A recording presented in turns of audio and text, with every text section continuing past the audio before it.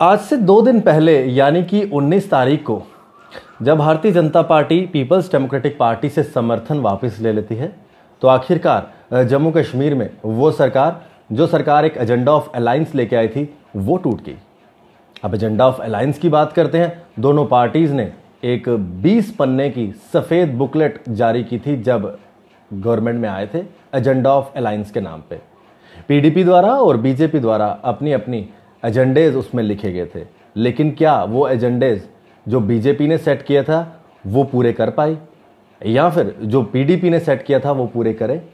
इसका जवाब ये है कि मैक्सिमम अगर आप 100% में देखें तो 80% पीडीपी ने अपने एजेंडे पूरे किए। जो पीडीपी चाहती थी पीडीपी करती रही, लेकिन जो भारतीय जनता पार्टी चाहती थी कुछ भी कर ना पाई। करने किस तरह से थे, प्रेशर ही इतना था पार्टी पे। अब आज हम इसी मुद्दे के ऊपर फर्दर बात करेंगे, लेकिन आज इस बात करने के लिए हमारे साथ आज की डिस्कशन में मौजूद हैं एडवोकेट अंकुर शर्मा जी। अंकुर शर्मा जी के बारे में आपको बताना चाहूँगा। अंकुर शर्मा जी ने 7 मार्च को एक अहम प्रेस कॉन्फ्रेंस की थी जिसके अंदर एक्सपोज किया था इस गवर्नमेंट को।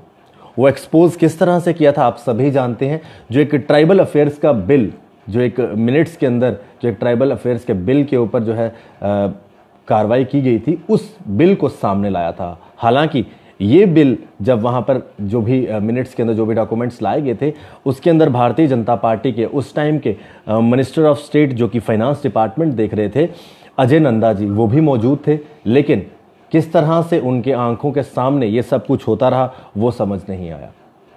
चलिए मिलवाते हैं आपको अंकुर शर्मा जी से। अंकुर जी, आपका बहुत बहुत स्वागत है। अंकुर जी, आपने 7 तारीख को ही जो चीज़ एक्सपोज की थी और जो बातें आपने कही थी, आज यानी कि 2 दिन पहले आज से 19 तारीख को आखिरकार वही हुआ। इतना प्रेशर बिल्ट हो चुका था कि भारतीय जनता पार्टी के पास अब कोई चारा ही नहीं था, या हम कह सकते हैं कि घड़ा पापों का इतना भर चुका था कि अब अगर उसको और कंधा देते उस घड़े को तो वो आखिरकार वो पाप उसी पार्टी के ऊपर ही गिरने थे। तो कोशिश की इन्होंने उस घड़े से हाथ ही पीछे कर दी। अब वो घड़ा पापों का वैसा ही पड़ा हुआ है, लेकिन अब उसको हाथ डालने वाला कोई नहीं है। अब सभी पार्टी ये सोच रहे हैं कि घड़े को फिर से एक नए तरीके के साथ भरा जाए, या फिर हम कह सकते हैं कि री इलेक्शन की बात कर रहे हैं। फिलहाल अभी गवर्नर रूल है, लेकिन मैं शुरुआत में आपसे वही बात करूंगा जो 7 मार्च को आपने बड़ा एक्सपोज किया था। देखिए, मेन स्ट्रीम पॉलिटिकल पार्टीज़ देखिए आप कश्मीर की, या सेपरेटिस्ट पार्टीज़ देखिए, या टेररिस्ट ऑर्गेनाइजेशंस देखिए, जो आइडियोलॉजिकल ब्लैंक है इनका, दैट इज़ कॉमन। तो शुरू से ही हमें इस चीज़ का आइडिया था कि इस्लामिक कम्युनलिज्म को बढ़ाने की कवायद रहेगी, इस्लामो फासिस्ट एजेंडा रहेगा। लेकिन जब 7 मार्च को सबूत हमारे हाथ में आए तो जम्मू के इंटरेस्ट में, नेशन के इंटरेस्ट में हमने ये डिसाइड किया कि इसे पब्लिक करना चाहिए, लोगों को बताना चाहिए कि जिस इस्लामो फासिज्म की हम बात कर रहे हैं उसकी एडमिनिस्ट्रेटिव मैनिफेस्टेशन क्या है। इससे पहले भी आपको पता होगा रोशनी एक्ट, जिस एक्ट के तहत इन्होंने धर्म विशेष के लोगों को जम्मू, कठुआ, सांबा, उधमपुर हिंदू बहुल क्षेत्रों में स्टेट लैंड्स पे इलीगली सेटल किया, उनके नाम पे ज़मीनें दी और कई लाख कनाल ज़मीन का जो भूभाग था वो कैप्चर किया। वो एक लेजिस्लेटिव मैनिफेस्टेशन थी इनके इस्लामो फासिज्म की। तो अल्टीमेटली एक कम्युनल सरकार, एक कम्युनल बेंट से चलाई जाने वाली सरकार जिसकी सरबराह एक बिगटेड लेडी हो, जिसे जिहादी चीफ मिनिस्टर की संज्ञा भी दी गई। और उसके बाद आप नेशनल लेवल के एक्टिविस्ट्स देखिए या जम्मू के एक्टिविस्ट्स देखिए, सब ने उसे जिहादी चीफ मिनिस्टर कहना शुरू कर दिया। उसके तथ्य सामने थे। तो आहिस्ता आहिस्ता सिचुएशन इस तरीके की बनी कि अल्टीमेटली बीजेपी को अपना समर्थन वापस लेना पड़ा। और देर आए दुरुस्त आए, जम्मू के इंटरेस्ट में लिया हुआ ये डिसीजन है, नेशन के इंटरेस्ट में लिया हुआ ये डिसीजन है।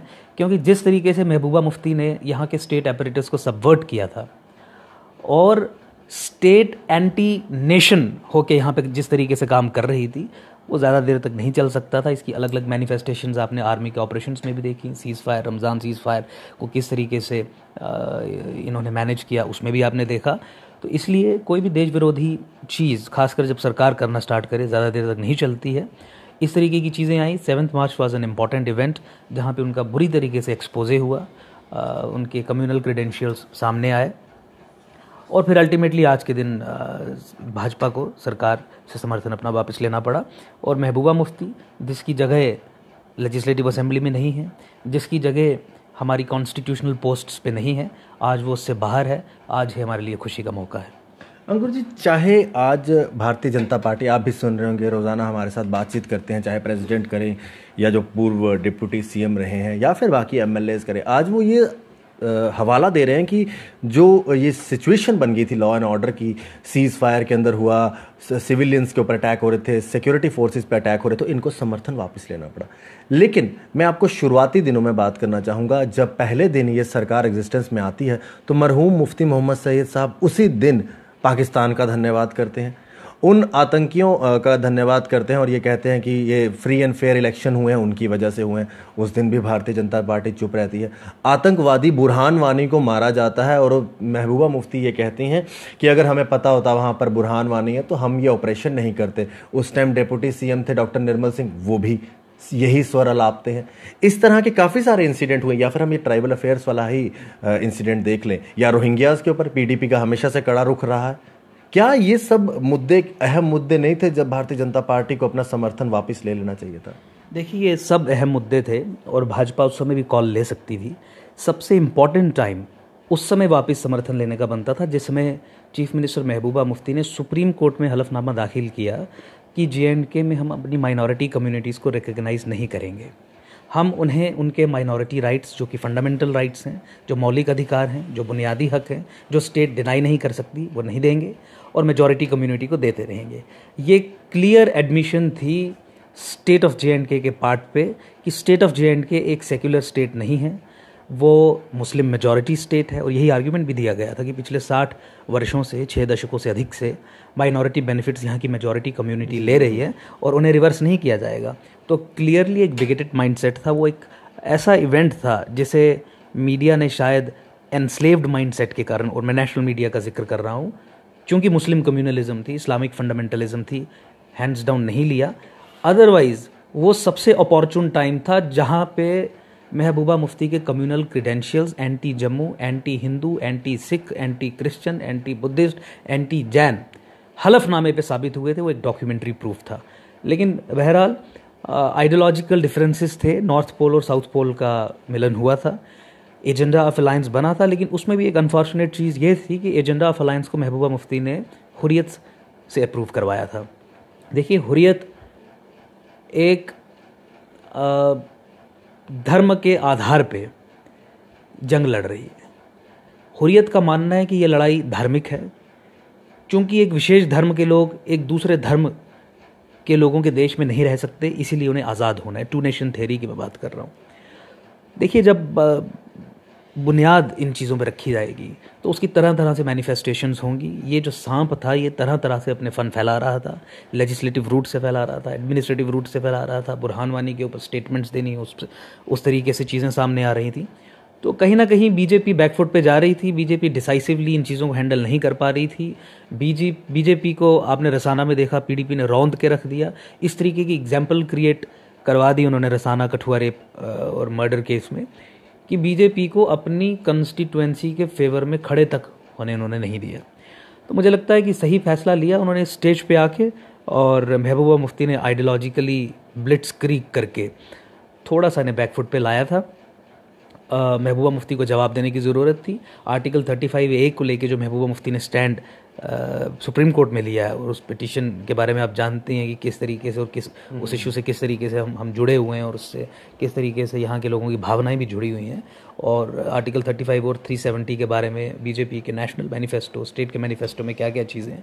तो मुझे लगता है कि वो भी एक पल था जब स्ट्रांगली उन्हें अपोज करना चाहिए था, क्योंकि 35A की वकालत की कि ये रहना चाहिए, आर्टिकल 370 रहना चाहिए, ये महबूबा मुफ्ती ने वकालत की थी। तो वो भी एक समय था जिस समय स्टेटमेंट भी दिया था कि अगर 35A के साथ कुछ छेड़छाड़ होगी तो यहाँ पे तिरंगा झंडा को कंधा देने वाला कोई नहीं है। देखिए, इस तरीके की स्टेटमेंट्स थी। नॉर्मली किसी और देश में इस तरीके की स्टेटमेंट्स दी जाएं और अपने एंटी नेशनल कम्युनल से क्रेडेंशियल्स अगर आप स्वयं साबित करो तो आपकी जगह जेल है। मुझे लगता है कि आने वाले दिनों में जो भी एंटी नेशनल ताकतें हैं, जिन्होंने भी जम्मू के इंटरेस्ट को, नेशन के इंटरेस्ट को अपने कम्युनल हेजेमनिक एजेंडा को बढ़ाने के लिए इस्तेमाल किया है, वो उपरोक्त जगह पे जाएंगे। और उसके लिए we are also personally seeing to it, क्योंकि बहुत सारे डॉक्यूमेंट्री एविडेंसेस हैं हमारे सामने जिसमें ये प्रूव हो सकता है कि सरकार कम्युनल एजेंडा को स्पीयर हेड कर रही थी। और chief minister x Mehbooba Mufti ये इस एजेंडा को स्पीयर हेड ही नहीं कर रही थी, बल्कि ये एजेंडा एक्सेलरेट हो, जम्मू बर्बाद हो, जम्मू के भूभाग पे कब्जा किया जाए, जम्मू की डेमोग्राफी चेंज की जाए, जम्मू के डेमोग्राफिक इन्वेजन को सरकारी सपोर्ट हो, स्टेट स्पॉन्सर्ड ये रहे, ये सारी चीज़ें देखी जा रही थी। बाहर से जो काला धन आ रहा था, बाहर से जो ऑर्गेनाइजेशन ऑफ इस्लामिक कंट्रीज़ की तरफ से धर्म परिवर्तन के लिए, ज़मीनों पे कब्जा करने के लिए, जहर फैलाने के लिए कम्युनिटीज़ के बीच में जो पैसा आ रहा था, उसको ऐसे एनजीओज़ जो इम्प्लीमेंट कर रहे थे ग्राउंड पे, सरकार का समर्थन हासिल था। उसकी एक सबसे बड़ी एग्जांपल आपको तब मिली जब वो इंसान जो कैलिफेट की मूवमेंट चला रहा है, खिलाफत की, कि यहाँ इस्लाम का राज होगा और खलीफा राज करेगा और भारत को बर्बाद करने की जो बात कर रहा है, वो जब चिट्ठी लिखता है तो उसके 2-3 घंटे के अंदर अंदर, ये 1-2 दिन की बात नहीं है, 2-3 घंटे के अंदर अंदर उसको अपना इंस्टीट्यूशन बनाने के लिए, ईदगाह बनाने के लिए, जहाँ से वो जहर फैला सके, जहाँ से वो ऑपरेट कर सके, सरकारी तंत्र ज़मीन मुहैया करवाता है। तो मुझे लगता है कि अलग अलग तरीके से मैनिफेस्ट हो रहा था इस कम्युनल लेडी का communal agenda. She has been exposed. आप रॉ की, IB की रिपोर्ट्स देखिए इससे पहले की, इट इज़ ऑन रिकॉर्ड कि Mehbooba Mufti is not fit to hold any constitutional position given her relations with the terrorists, terrorist organizations, her sympathy with anti-national elements। तो मुझे लगता है कि 3 साल में अगर ये हुआ तो बहुत बढ़िया हुआ, जम्मू के लिए बहुत बढ़िया हुआ, नेशन के लिए बहुत बढ़िया हुआ।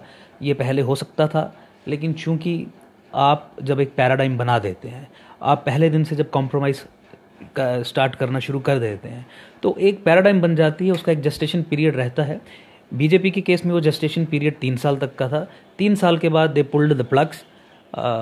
एक्सप्लेनेशन क्या रहेगी इन चीज़ों की उनकी तरफ से, ये उन्हें एक्सप्लेन करना है कि क्यों इस तरीके की पैराडाइम बनाई कि आप you are continuously being push to the corner और आप होते रहे। लेकिन अल्टीमेटली फिर भी देर आए लेकिन दुरुस्त आए। अंकुर जी, 2 बड़े मुद्दों पे हम बात करेंगे। एक मुद्दा है रोहिंग्यास का और दूसरा मुद्दा है जो CBI की इंक्वायरी की लोग मांग कर रहे थे, आम लोगों की डिमांड थी। पता नहीं क्यों भारतीय जनता पार्टी इतना प्रेशर के अंदर आ गई और जो PDP कहती रही, भारतीय जनता पार्टी हाँ में हाँ मिलाती रही। पहले बात करेंगे रोहिंग्यास की।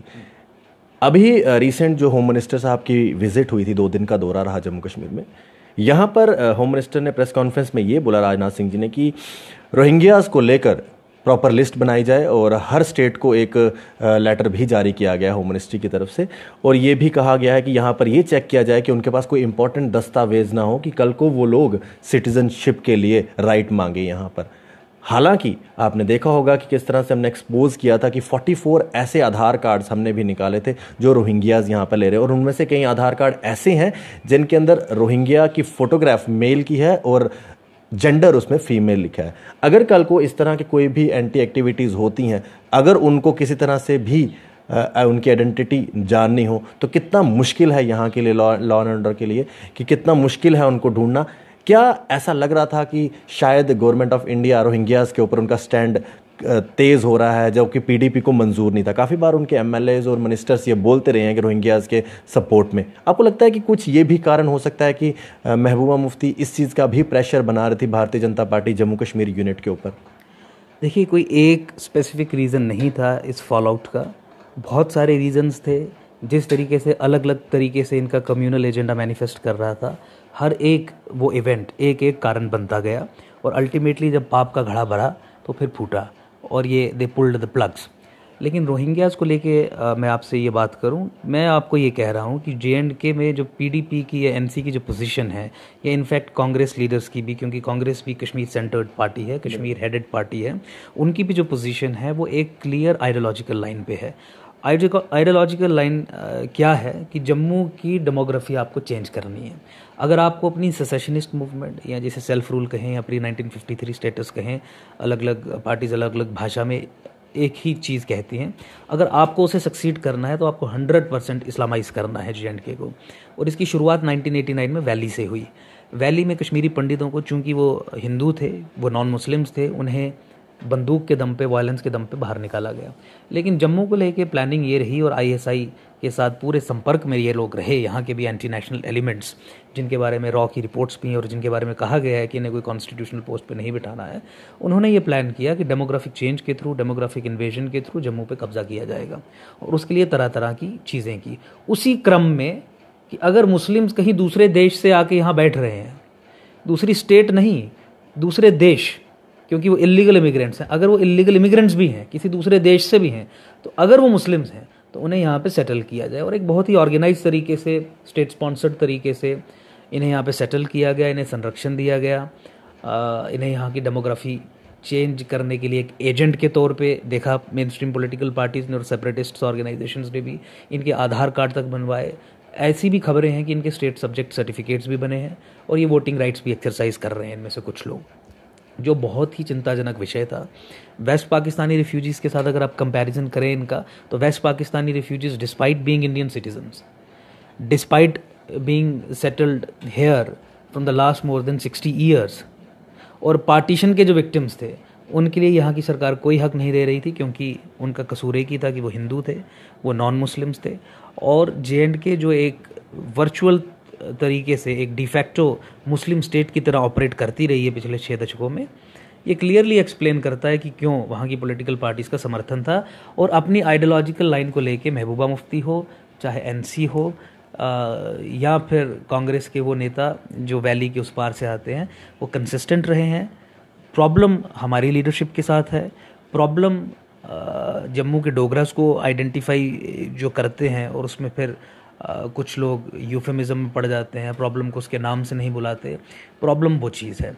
तो अगर आप इस कॉन्टेक्स्ट में देखें कि 100% इस्लामाइजेशन करने का टारगेट है, ईदगाह के लिए कैलिफेट मूवमेंट के सरबराह को ज़मीन दी जाती है, कानून बनाए जाते हैं यहाँ पे भूमि पे कब्ज़ा करवाने के लिए, गौ हत्या को जायज़ ठहराने के लिए।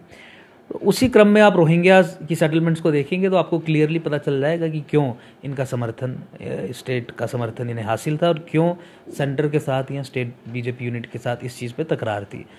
लेकिन ये रहा कि बहुत कंसिस्टेंटली, बहुत फोर्सफुली इन पॉलिटिकल पार्टीज़ ने अपने आइडियोलॉजिकल प्लैंक को आगे बढ़ाया, जिसको कंट्रोल करने में, हैंडल करने में भाजपा थोड़ी सी कमतर नज़र आई, और अल्टीमेटली फिर this was destined to happen, और ये ब्रेकअप हुआ, ये डाइवोर्स हुआ। तो रोहिंग्याज की सेटलमेंट आप डेमोग्राफिक इन्वेजन की बैकग्राउंड में ही देखेंगे, इसके अलावा इसकी कोई डायमेंशन नहीं है। ह्यूमैनिटेरियन ग्राउंड अपने आर्ग्यूमेंट को रैशनलाइज करने के लिए इस्तेमाल किया जाता है कि ये कहाँ जाएंगे। देखिए, कहाँ जाएंगे का सवाल नहीं है। अगर इलीगल इमिग्रेंट्स किसी कारणवश आपकी धरती पे एंटर हो भी जाते हैं तो उन्हें रेफ्यूजी कैंप्स में रख के, उन्हें क्वारंटाइन करके और फिर उन्हें डिपोर्ट करने का पूरा एक प्लान होता है। इंटरनेशनल लॉ इस चीज़ पे बहुत क्लियर है। लेकिन चूंकि मंशा कुछ और है, मंशा डेमोग्राफिक चेंज करके, धर्म का अनुपात बदल के जगहों को कब्जा करने की है, सोच कम्युनल है, एजेंडा कम्युनल है, तो इसको रैशनलाइज करने के लिए, जस्टिफाई करने के लिए ये तरह तरह के आर्ग्यूमेंट्स लाते हैं। ह्यूमैनिटेरियन आर्ग्यूमेंट एक आर्ग्यूमेंट है, लेकिन नेशनल सिक्योरिटी से ऊपर वो नहीं हो सकता। इसलिए इस तरीके की रैशनलाइजेशंस जो सिस्टम को सबवर्ट करके, सिस्टम में सबवर्जन इंट्रोड्यूस करके, सिस्टम को ऐसा बना के कि राष्ट्रीय हित के खिलाफ काम करे, हमें मंजूर नहीं है।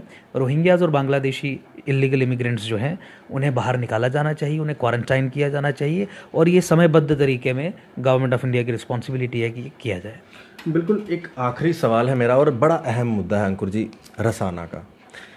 कठुआ में जो स्थिति बनी, आपको भी याद होगा, मुझे भी याद होगा, 10 जनवरी को उस बच्ची का अपहरण होता है, 17 तारीख को उस बच्ची की बॉडी मिलती है।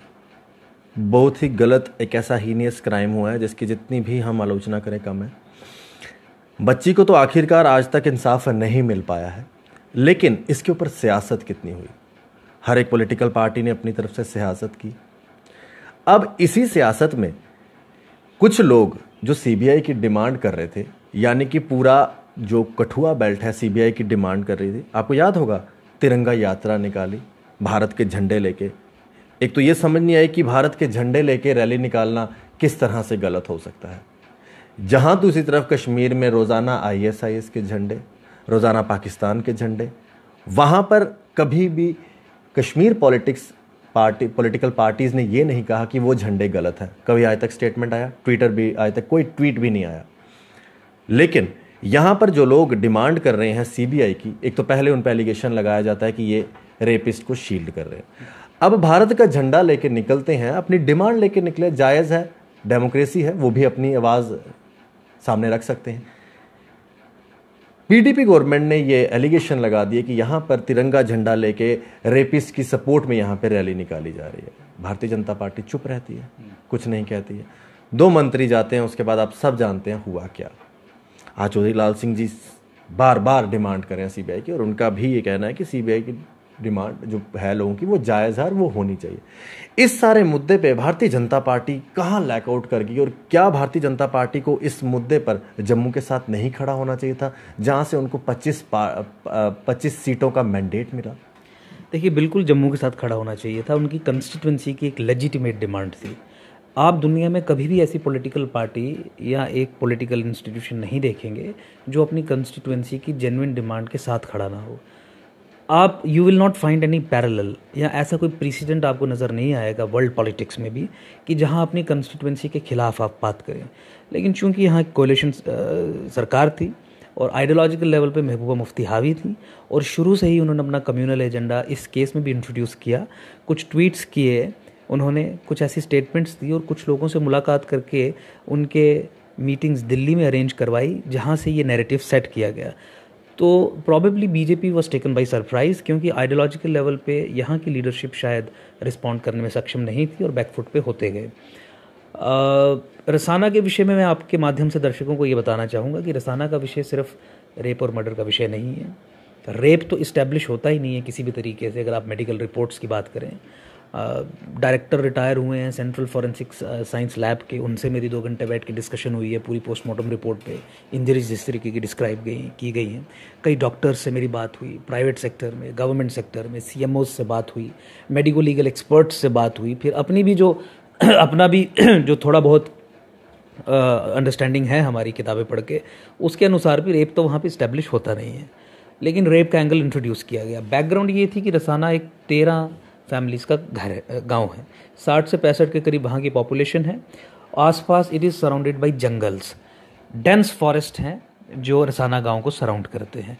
उसके साथ में एक ट्रेडिशनल इन्फिल्ट्रेशन रूट जो एक सीजनल नाला है वो है, जो डायरेक्टली पाकिस्तान को कनेक्ट करता है। तो आइडिया ये था कि जो बठिंडी मॉडल है, बठिंडी मॉडल मतलब आप minority communities, Hindu, Sikh, Christian, जो JNK की माइनॉरिटी कम्युनिटीज़ हैं, उनके एरियाज़ पे अगर आपको डेमोग्राफिक चेंज करनी है तो आप उनकी ज़मीनों को कब्जा करेंगे।